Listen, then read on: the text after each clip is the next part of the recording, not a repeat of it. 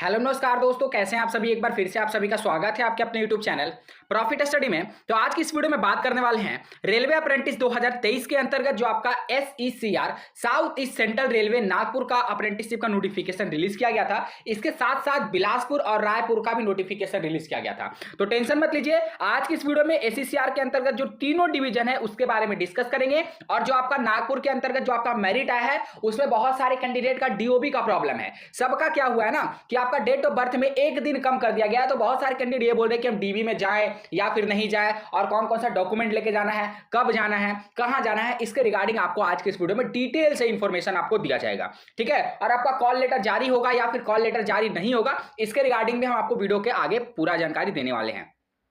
तो चलिए वीडियो की शुरुआत करते हैं। उससे पहले जो लोग भी चैनल पर फर्स्ट टाइम है सब्सक्राइब नहीं किया, सब्सक्राइब करके बेल बटन ऑन कर दीजिएगा ताकि रेलवे का A to Z इंफॉर्मेशन आप सभी को मिलती रहे। डिस्क्रिप्शन में व्हाट्सएप ग्रुप टेलीग्राम का लिंक है, जरूर ज्वाइन कर लीजिएगा। हर छोटे मोटे अपडेट आपको वहां पे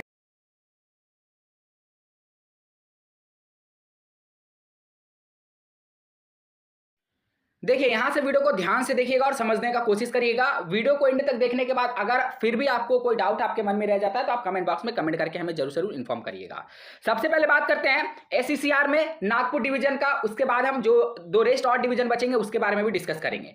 south east central railway Nagpur, जिसका फर्स्ट डॉक्यूमेंट वेरिफिकेशन का लिस्ट आता है 30/8/2023 को, जो सबसे पहले पूरे यूट्यूब पे हमने आपको अपडेट किया था इसके रिगार्डिंग।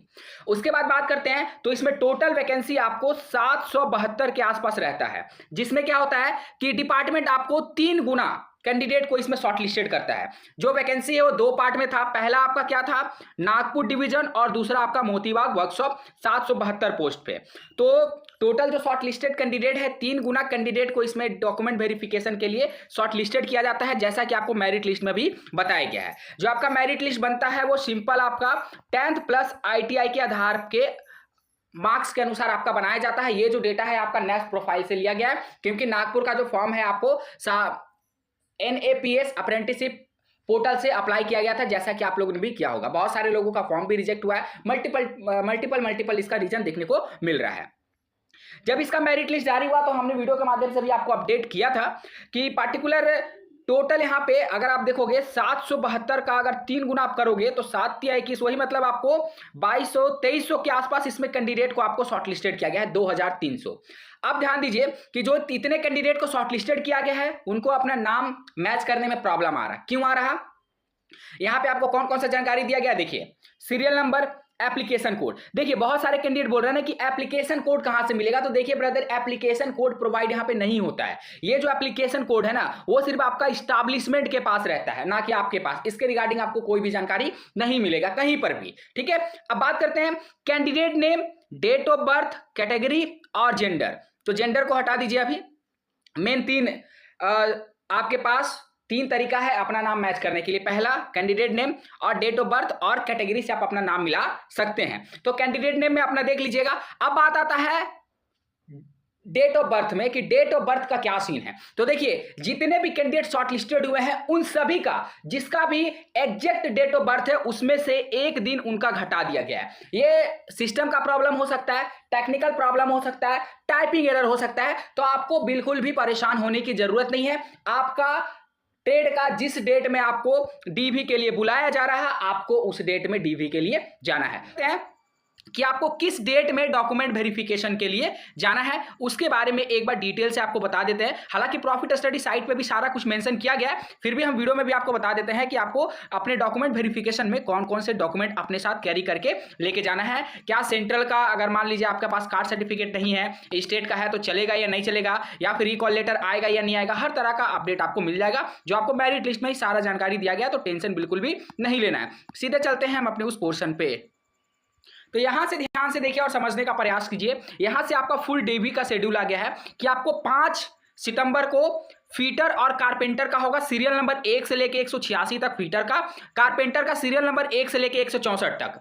6 तारीख को आपका होगा, 6 सितंबर को कारपेंटर का जो बचा हुआ होगा मतलब सीरियल नंबर 65 से 90 तक। वेल्डर और कोपा, वेल्डर का 1 से लेके 142 और कोपा का 1 से लेके 182 तक, 182 सीरियल नंबर तक। ठीक है, नेक्स्ट डेट में बात करते हैं सात तारीख को आपका कोपा का जो रेस्ट बचा हुआ होगा और इलेक्ट्रीशियन का आपका होगा 1 से लेकर 80 सीरियल नंबर तक। 8 तारीख को सिर्फ इलेक्ट्रीशियन वाले कैंडिडेट को बुलाया गया है 81 से लेकर 330 सीरियल नंबर तक, ठीक है। 9 तारीख को भी इलेक्ट्रीशियन को बुलाया गया है 331 से लेकर आपका 581 सीरियल नंबर तक, क्योंकि सबसे ज्यादा जो सिलेक्शन हुआ है आपका इलेक्ट्रीशियन ट्रेड में हुआ है। लगभग अगर बात करेंगे तो 618 स्टूडेंट के आसपास शॉर्टलिस्टेड किया गया है अकेला इलेक्ट्रीशियन ट्रेड से, ठीक है। 11 को बात करेंगे, 10 तारीख को आपका डीवी नहीं होगा, याद रखिएगा। 11 तारीख को इलेक्ट्रीशियन का होगा, जो भी ट्रेड जितना भी बचा हुआ होगा।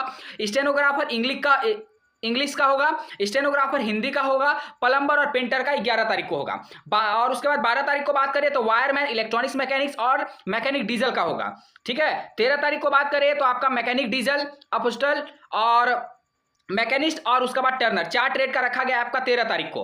14 तारीख को बात करें तो आपका dental laboratory technician, hospital waste, health stationery inspector, gas cutter और केबल ज्वाइंटर का 14 तारीख को रखा गया है। बाकी जितने भी कैंडिडेट जो बच रहे हैं 15 तारीख को जाएंगे, जैसे जो भी ईडब्ल्यूएस वाले होंगे, पीएच कोटा वाले होंगे और एक्स सर्विसमैन वाले होंगे, वो सभी को आपको जाना है 15/9/2023 को। तो ये पूरा शेड्यूल था जो आपका डीवी चलने वाला है 5 तारीख से लेकर 15 तारीख तक चलने वाला है। आपका डॉक्यूमेंट वेरिफिकेशन का पूरा शेड्यूल हमने यहाँ पे डिस्कस कर दिया। अब बात करते हैं कि आपको जाना कहां है डीवी के लिए। तो देख लीजिए ये आपका वेन्यू है, इसी पते पर आपको अपना डॉक्यूमेंट वेरिफिकेशन के लिए जाना है। देख लीजिए वेन्यू ऑफ डॉक्यूमेंट वेरिफिकेशन 10 से लेकर शाम के 5 बजे तक होगा। South east central railway, Mazdoor Congress office near Sai Shivalayam trust, opposite SECR railway workshop Motibagh, Kabaddi Chowk, Kamptee road, Nagpur. यहाँ पे आपका डीवी का शेड्यूल रखा गया है, चाहे आप नागपुर डिवीजन में आपका सिलेक्शन हुआ है या फिर मोतीबाग में हुआ है, ठीक है। आगे आपको बताया जा रहा है यहाँ पे देखिए कि if you noted by the railway administration that an applicant has furnish wrong information. आप देखिए कोई भी अगर रॉन्ग इन्फॉर्मेशन देते हैं, फेक सर्टिफिकेट देते हैं, तो आपको वहां पे सीधा डिसमिस कर दिया जाएगा, आपको सीधा वहां से बाहर कर दिया जाएगा, ठीक है ना। चलिए नेक्स्ट यहाँ पे और कुछ इंपॉर्टेंट पॉइंट को ध्यान में रखते हैं। आपको कौन कौन सा डॉक्यूमेंट लेके जाना है तो देख लीजिए। Candidate are advise to being all original document in support of their qualification, latest community certificate, discharge certificate और ex serviceman certificate, disability certificate if any in the prescribed format। आप जिस भी क्रिटेरिया में आप फुलफिल आते हैं वो आपको प्रिस्क्राइब्ड मतलब रेलवे का फॉर्मेट में आपको लेकर जाना है। अगर अभी तक आपने फॉर्मेट को डाउनलोड नहीं किया तो कहीं नहीं जाना, सिर्फ प्रॉफिट स्टडी का ऑफिशियल साइट पे चले जाइए, वहां पे आपको फॉर्मेट आपको अवेलेबल करवा दिया गया है, वहां से आप आसानी से डाउनलोड करके देख सकते हैं, ठीक है। उसके बाद आपको बोला गया है कि the candidate will have to produce hard copy of their application download call letter with latest photograph at the time of document verification. तो यहां पे देखिए आपको कॉल लेटर के रिगार्डिंग भी आपको अपडेट दिया जा रहा है कि आपका डॉक्यूमेंट वेरिफिकेशन के टाइम पे आपको कॉल लेटर आएगा जो आपको डाउनलोड करने के लिए प्रोवाइड किया जाएगा। अब आगे देखिए कि कॉल लेटर आता ही नहीं, पर डिपार्टमेंट यहां पे बोल रहा है कि आपको कॉल लेटर भी दिया जाएगा। तो जब भी इसका अपडेट आएगा आपको वीडियो के माध्यम से अपडेट कर दिया जाएगा। जितने कैंडिडेट अभी तक सब्सक्राइब नहीं किया सब्सक्राइब करके जुड़ जाएगा ताकि कोई भी इंपॉर्टेंट वीडियो का इंफॉर्मेशन आपसे मिस ना हो, ठीक है। डॉक्यूमेंट वेरिफिकेशन के टाइम पे आपको ये दिया जाएगा। चलिए तो ये सारा कुछ आपको यहां पे बताया गया। अब बात करते हैं कि आपको कौन कौन सा डॉक्यूमेंट आपको अपने साथ लेकर जाने हैं, ठीक है। उससे पहले थोड़ा सा एक महत्वपूर्ण जानकारी आपको देना चाहेंगे, उसके बाद हम डिस्कस करेंगे। यहां पे देखिए बहुत इंपॉर्टेंट लाइन बताया गया जो सभी कैंडिडेट को जानना बहुत जरूरी है कि candidates who are not figure in the list of shortlisted candidate and feel that they have enough percentage to find place in shortlisted or have any objection towards shortlisted can log in their complain through valid registration number. कहने का मतलब है कि जिस भी candidate को ऐसा लग रहा है, जैसे हम आपको एग्जांपल के लिए बताते हैं कि आपका इलेक्ट्रीशियन का SECR नागपुर में इलेक्ट्रीशियन का ओबीसी का जो सिलेक्शन हुआ है, ध्यान से सुनिए, वो आपका 81.52 पे हुआ है, ठीक है। एक कैंडिडेट का ओबीसी पे सिलेक्शन हुआ 81.52। अब मान लीजिए किसी कैंडिडेट का यहां पे होगा 82, 83, 84 पर उनका मेरिट में नाम नहीं आया, तो जाहिर सी बात है कि उनका परसेंटेज ज्यादा है और कम वाले का मेरिट में नाम आ गया पर आपका नहीं आया, तो आपको करना है क्या, ऑब्जेक्शन। ऑब्जेक्शन कहां करना है, कैसे करना है, आगे देखिए।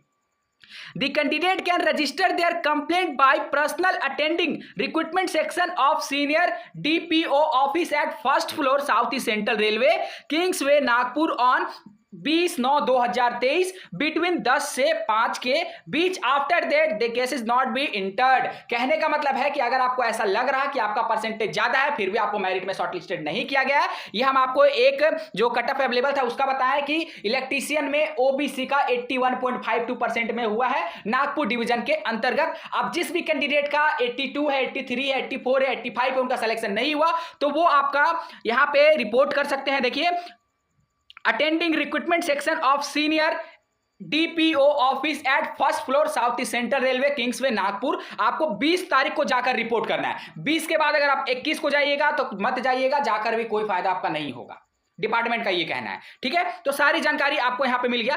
अब बात करते हैं कि डॉक्यूमेंट वेरिफिकेशन में आपको क्या लेकर जाना है। देखिए, ये जो चेकलिस्ट है इसको भी आपको डीवी में प्रिंट कराकर लेके जाना होगा। इसका पीडीएफ प्रिंट आउट निकलवा लीजिएगा। ठीक है, checklist for candidate engagement of act apprentice. यहां पे आपको क्या करना है, आपको डेट ऑफ वेरिफिकेशन, आपको अपना जिस डेट में आपका डीवी है वो डेट लिखना है। मान लीजिए मेरा डीवी है आपका 5 तारीख को, तो हम लिखेंगे 5/9/2023। ट्रेड आपका क्या है, मान लीजिए मेरा ट्रेड है फीटर, तो हम यहां पे लिखेंगे फीटर। ठीक है, उसके बाद रजिस्ट्रेशन नंबर, ठीक है, 1 2 3 4 5 जो भी आपका रजिस्ट्रेशन नंबर रहेगा वो आपको यहां पे डिटेल डाल देना है। उसके बाद आपका सिलेक्शन कहां हुआ, नागपुर डिवीजन में हुआ या फिर आपका वर्कशॉप में हुआ। मान लीजिए आपका सिलेक्शन नागपुर डिवीजन में हुआ तो इसको आपको टिक कर देना है, इसमें आपको क्रॉस कर देना है।